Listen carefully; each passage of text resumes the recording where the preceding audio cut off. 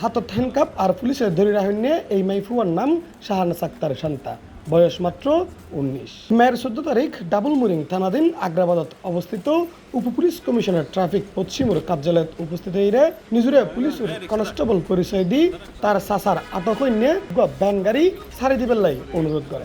Ban গাড়ি ছাড়ে দিবের অনুরোধ করি বাইরে সমত পুলিশ কর্মকর্তারে সম্মান জানায় সেলুট নদনে পুলিশতে প্রথমত সন্দেহ হয় এবং জিজ্ঞাসাবাদত বাইরেই পরে তার নানা অপকর্মর হতা। পরবর্তীতে তার বাড়ির তল্লাশি চালাইরে পাওয়া যায় সিএমপি এবং ডিএমপির লোগো সম্বলিত পোশাক। উক্ত ঘটনার সত্যতা স্বীকার করিয়ে ডাবল মুরিং থানার অফিসার ইনচার্জ আনানো হয়। আমাদের ডিসি ট্রাফিকের অফিসে গিয়েছিল একটা ভ্যান গাড়ি দেওয়ার জন্য।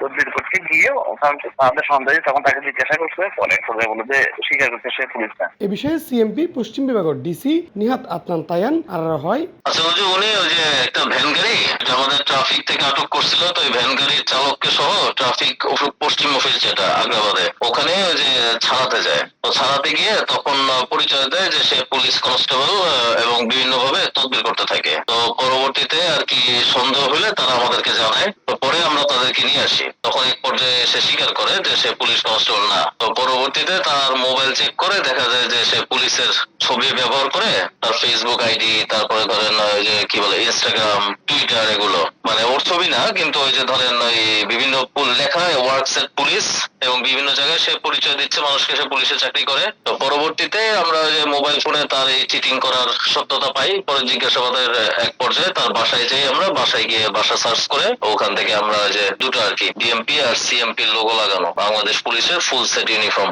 আর কি, বেল্ট সহ ক্যাপ সহ এগুলো পাই আর কি। তো ওনার সাথে আর ওই যে লোক যে মনির আর মেয়েটার নাম হচ্ছে শান্তা, এই দুইজন যে পরস্পর যোগ সাজসে এই কাজগুলা বিভিন্ন জায়গায় করে বেড়াইছে বিভিন্ন সময়, এটা আমরা জানতে পারি। পরবর্তীতে নিয়মিত ধারায় যে মামলা রুজু হয়।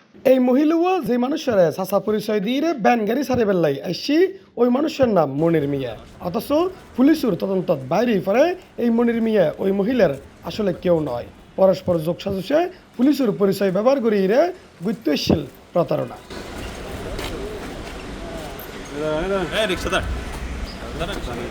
পরবর্তীতে তারা উভয়রে কোর্টত প্রেরণ করা নিয়মিত মামলা রুজু করা। ইফতেখার নতিশন, C+, চট্টগ্রাম।